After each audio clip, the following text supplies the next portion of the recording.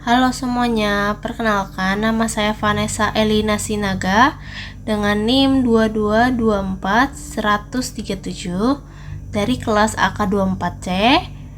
Di video ini kita akan membahas topik yang penting banget buat pelaku usaha, akuntan, atau bahkan mahasiswa akuntansi, yaitu menyusun laporan keuangan.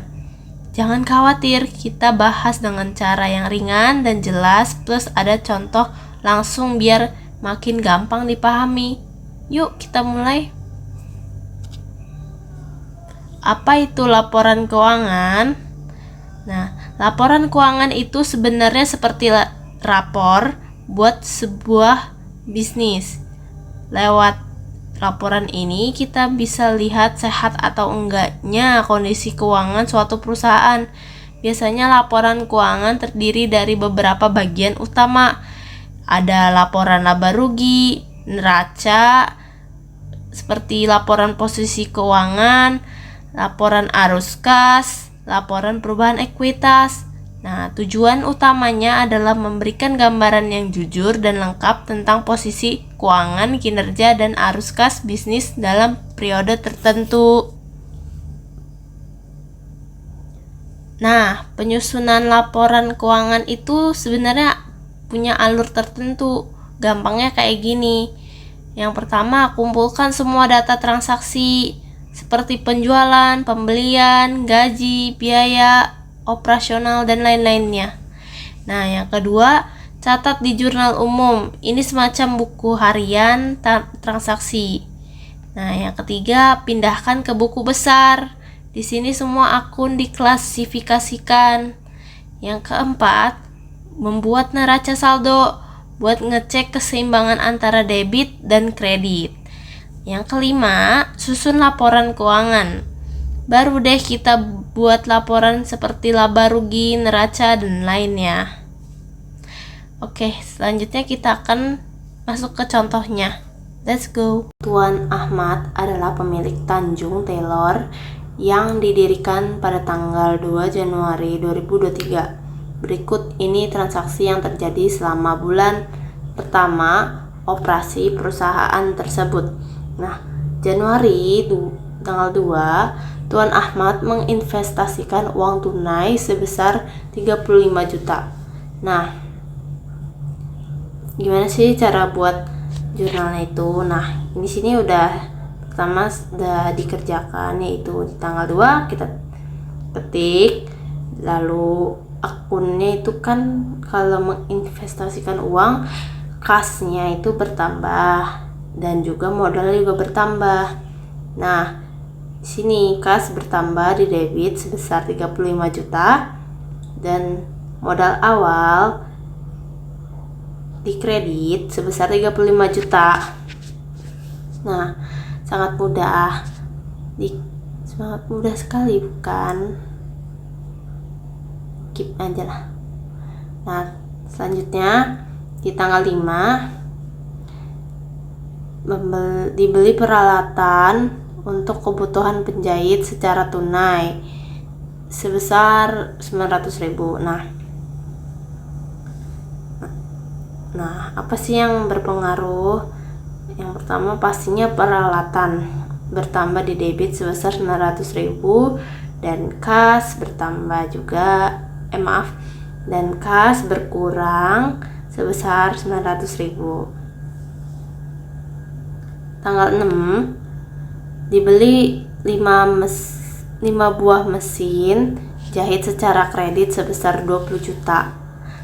Nah, dibeli secara kredit berarti hutang yang dia maksud di soal ini.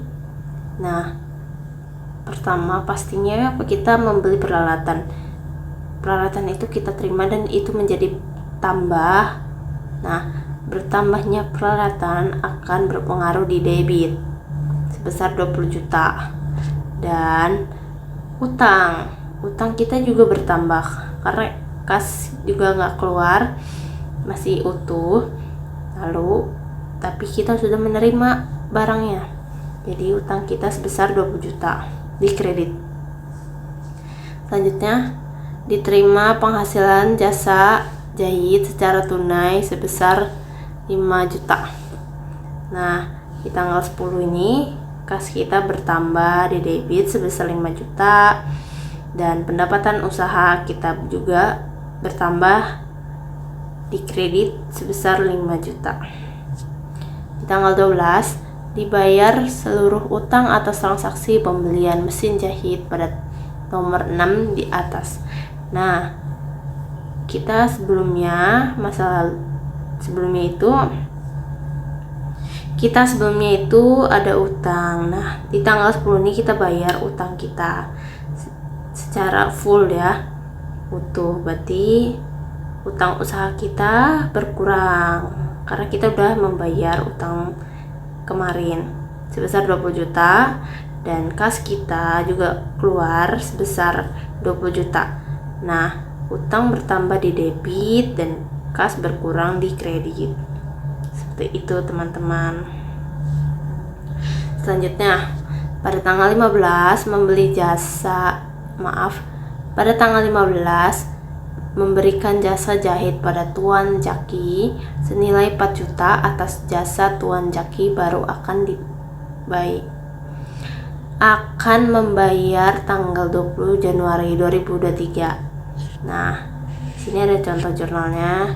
Piutang usaha bertambah di debit sebesar 4 juta dan pendapatan usaha juga bertambah di kredit sebesar 4 juta.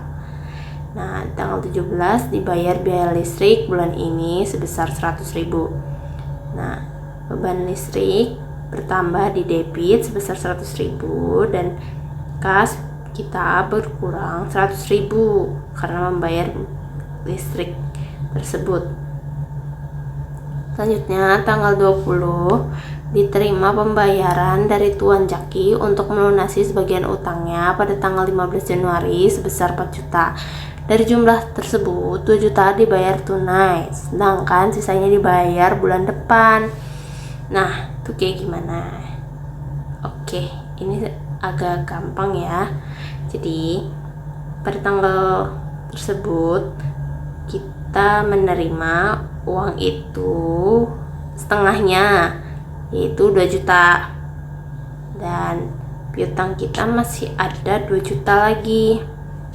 Nah, jadi kas bertambah di debit sebesar 2 juta dan piutang kita berkurang sebesar 2 juta. Nah, selanjutnya 26 dibayar gaji pegawai bulan ini sebesar 200.000. Nah, beban gaji bertambah di debit sebesar 200.000 dan kas berkurang di kredit sebesar 200.000. Nah, yang terakhir dibayar biaya telepon sebesar 80.000. Nah, beban telepon bertambah di debit sebesar 80.000 dan kas berkurang di kredit sebesar 80.000. Nah, jangan lupa kita totalkan semua debit ini, totalnya 87.280.000 dan di sisi kanannya kredit juga sama, harus balance ya teman-teman, 87.280.000. Nah, oke. Kita lanjutkan ke buku besar, yaitu sebelumnya sudah saya buat buku besarnya dan ini contohnya. Pertama, buku besar itu apa sih? Jadi buku besar itu jadi pengelompokan akun-akun yang sesuai dengan kayak contohnya kas sama kas gitu, peralatan sama peralatan gitu. Jadi dikelompokin akun-akun itu. Nah, nama akun kas ini dinomorin satu karena biar gampang inget aja ya teman-teman.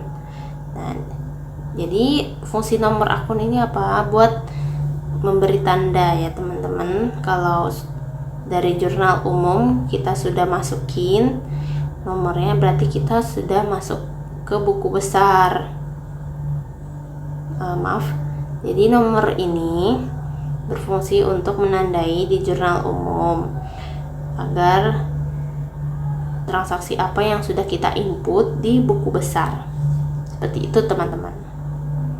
Nah, jadi ini buku besar, kas, agak sangat teliti sekali ya teman-teman saat penginputan buku besar, karena ini sangat berpengaruh pada neraca saldo kita nanti. Nah, jadi kas kita input ini. Nah, pada tanggal 2 kita kan mendapatkan uang kas itu di awal sebesar 35 juta. Nah, di debit. Nah, jadi kalau ada pembelian peralatan di tanggal 5 sebesar 900.000. Nah, ini tuh 35 juta dikurangi 900.000. Nah, jadi 100.000 karena berkurang ya teman-teman. Debit ketemu kredit pasti itu berkurang teman-teman, dan debit ketemu debit itu menjadi plus, bertambah. Nah, ini pun udah di akhir, yaitu nominalnya 20.720.000. Nah, selanjutnya nama akun peralatan nomornya 121. Di sini peralatan 121. Jadi ini tuh sudah masuk ke dalam buku besar. Ref ini berfungsi untuk akun apa yang sudah masuk ke dalam buku besar gitu, bisa juga teman-teman ya. Nah, di sini peralatan itu kan ada 2 transaksi ya, pembelian, dua-duanya pembelian itu. Jadi debit bertambah di debit, jadi 2.900.000. Debit ketemu debit pasti bakalan bertambah ya teman-teman. Selanjutnya nama akun piutang 112 nomornya, dan terjadi pada tanggal 15 dan tanggal 20. Pada tanggal 15 itu kita terjadi piutang sebesar 4 juta, dan di tanggal 20-nya kita sudah menerima uang tersebut atas jasa kita, tetapi itu cuma setengahnya doang, 2 juta. Nah, berarti kita masih punya 2 juta lagi. Yang awalnya di debit, di sini kredit, jadi otomatis di sini berkurang ya teman-teman. 4 juta dikurangin 2 juta jadi 2 juta rupiah. Selanjutnya pendapatan usaha. Nah, nomor akunnya 401, dan itu terjadi pada tanggal 10 Januari dan 15 Januari. Sama di kredit ya, jadi otomatis kita tinggal tambahin aja 5 juta tambah 4 juta, jadi totalnya 9 juta. Selanjutnya nama akun utang. Di sini ada nomor 201. Nah, ini terjadi pada tanggal 6 dan 12, yaitu kita terjadi pembelian kredit di tanggal 6 sebesar 20 juta. Namun di tanggal 12 kita sudah membayar utang tersebut secara lunas, berarti kita tidak ada utang sama sekali. Nah, berarti di sini 0 ya teman-teman. Bisa taruh di debit, bisa juga di kredit ya teman-teman. Nah,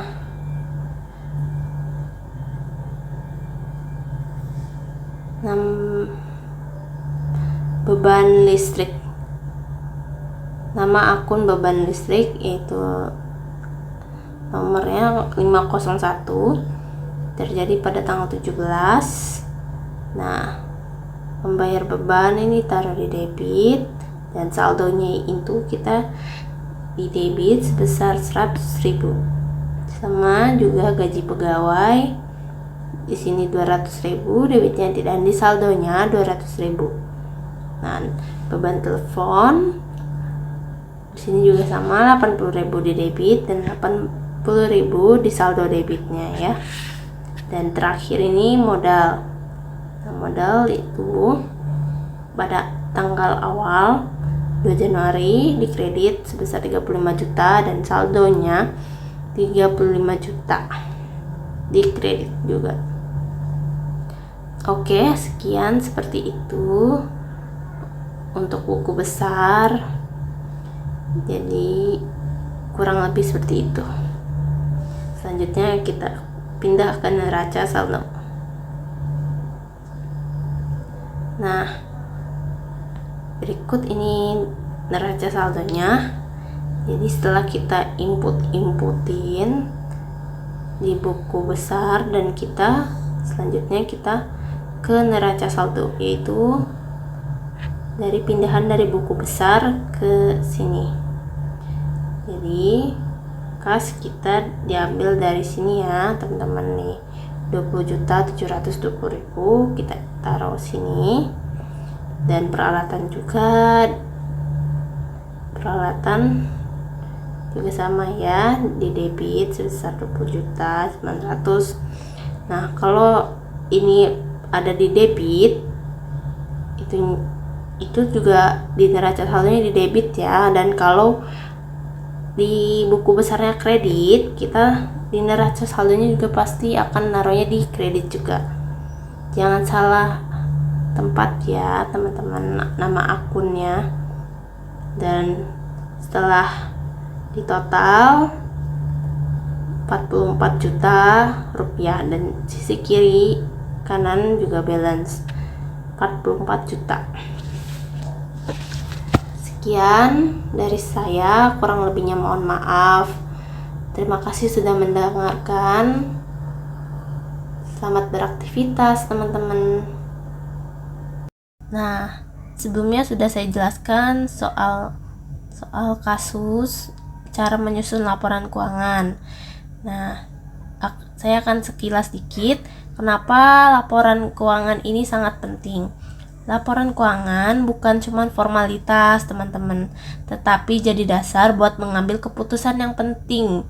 Contohnya, pemilik usaha bisa tahu apakah usahanya untung atau rugi, atau investor bank bisa nilai apakah perusahaan layak diberi dana. Dan buat internal, laporan ini membantu merencanakan strategi bisnis ke depan. Tanpa laporan keuangan, semua keputusan bakal kayak menebak-nebak tanpa ada data yang jelas. Nah, untuk penutupannya, itu tadi pembahasan singkat tentang penyusunan laporan keuangan. Intinya nggak terlalu rumit, asal ulur pencatatan dan datanya rapi, kita bisa bikin laporan yang akurat dan berguna. Semua penjelasan video ini bermanfaat ya, dan sampai jumpa di video pembelajaran selanjutnya. Halo semuanya, perkenalkan nama saya Vanessa Elina Sinaga dengan NIM 2224-137 dari kelas AK24C Universitas Pelita Bangsa, mata kuliah Akuntansi Menengah 1, dan diampu oleh dosen Ibu Maulina Diah, SE, MAK, AK, CA, SAS. Di video ini kita akan ngobrolin soal salah satu bagian penting dari laporan keuangan, yaitu laporan posisi keuangan atau yang biasa juga kita kenal dengan sebutan neraca. Apa itu laporan posisi keuangan? Jadi gini, semacam laporan posisi keuangan itu seperti foto keuangan sebuah perusahaan pada suatu waktu tertentu. Isinya menunjukkan 3 hal utama, yaitu aset, apa saja yang dimiliki perusahaan. Nah, yang kedua ada liabilitas atau disebut dengan utang, kewajiban perusahaan kepada pihak lain. Yang ketiga, ekuitas, hak milik pemilik setelah utang dikurangi dari aset. Nah, rumus dasarnya simpel banget. Aset sama dengan liabilitas plus ekuitas. Artinya, semua dimiliki perusahaan itu sumber dananya berasal dari 2 hal, dari pinjaman atau dari pemilik sendiri. Nah, sebelumnya. Kenapa itu penting? Laporan ini penting banget karena dari sini kita bisa tahu perusahaan punya aset banyak berapa banyak utang yang harus dibayar, seberapa besar modal pemilik dalam bisnis. Buat investor, bank, atau bahkan pemilik usaha sendiri, neraca ini kayak alat ukur kesehatan keuangan. Kalau aset banyak tapi utangnya juga besar, berarti perusahaannya punya beban. Tapi kalau aset besar atau kecil utangnya, wah itu tandanya sehat banget. Nah, kita langsung saja ke contohnya. Oke. Nah, seperti contoh di sini udah dibuat laporan laba ruginya, itu diisi pendapatannya. Nah, pendapatannya dari sini jurnalnya kan itu dilihatnya 1 juta, ini pendapatan usaha. Kita input ke sini, lalu dikurangi dengan beban-beban perusahaan dan ditotalin sebesar 535.000. Lalu gimana sih cara dapat laba bersihnya itu? Pertama kita pencet itu pendapatan 1 juta dikurangi 535.000, dan ini hasil laba bersihnya sekitar 465.000 rupiah. Oke, jadi teman-teman, sebelum kita masuk ke laba rugi itu kita harus buat buku besar, neraca saldo, ada jurnal penyesuaian, dan neraca setelah disesuaikan. Itu banyak alurnya, tetapi di sini saya sudah buat namun tidak munculkan di video ini. Selanjutnya setelah itu laporan perubahan modal, yaitu gimana sih? Nah, modal awal kita lihat sebelumnya itu modal awal kantor notaris Lili itu sebesar 15 juta. Nah, laba bersihnya dari tadi laporan laba rugi yang telah kita buat sebelumnya. Lalu kita tambah 15 juta ditambah 465.000, jadi 15.465.000 rupiah. Nah, jangan lupa ya teman-teman, laporan perubahan modal itu berpengaruh pada price. Jadi kalau ada price kita harus kurangi karena itu berpengaruh dengan pada modal. Jadi di sini di transaksi tersebut ada pengambilan pribadi ya sebesar 250.000. Jadi kita kurangi laba bersihnya, dikurangi price, jadi 15.215.000. Ini modal akhir kita sudah ketemu ya. Selanjutnya, nah neraca, gimana sih neraca ini? Nah, pertama kita input dulu kas tuh berapa di akhir. Nah, pokoknya kayak kas tuh udah kita dapet, keluarin gitu. Nah, hasil akhirnya tuh kas kita sebesar 12.115.000 rupiah. Lalu ada di aset lancar lagi ada perlengkapan, yaitu sebesar 200.000. Nah, sini kita ada aset tetap kita, peralatan nominalnya masih 3 juta.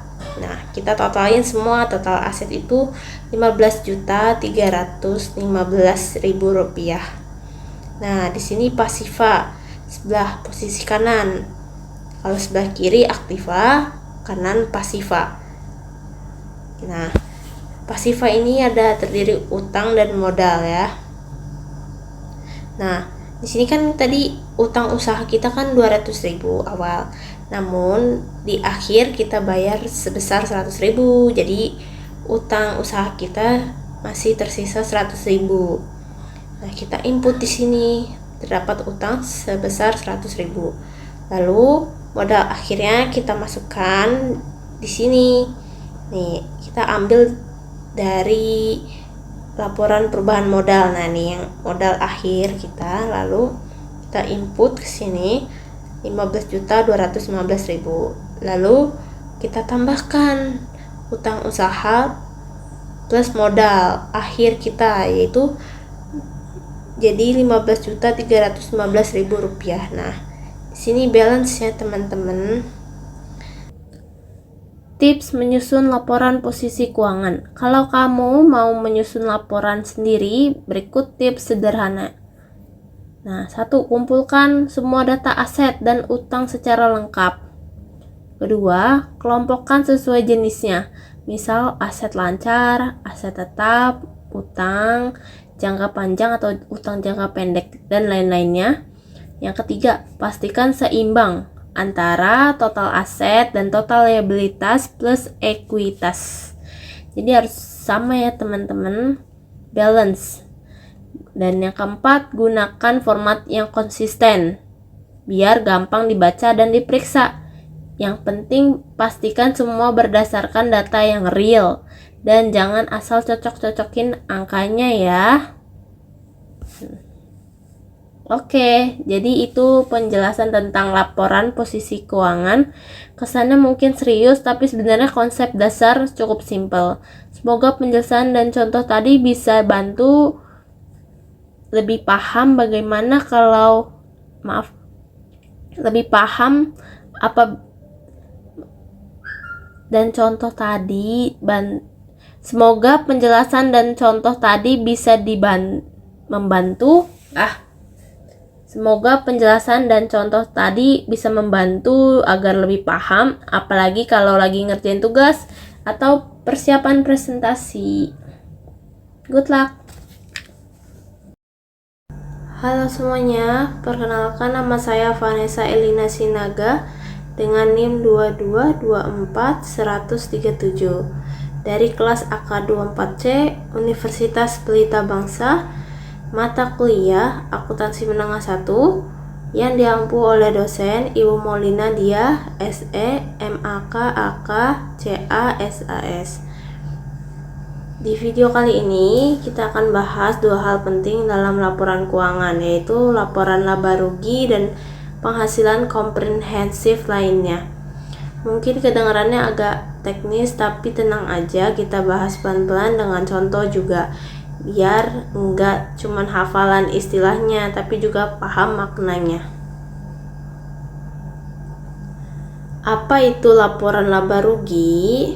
Nah, laporan laba rugi itu bisa dibilang semacam ringkasan pertandingan keuangan sebuah bisnis selama satu periode, misalnya 1 bulan atau 1 tahun.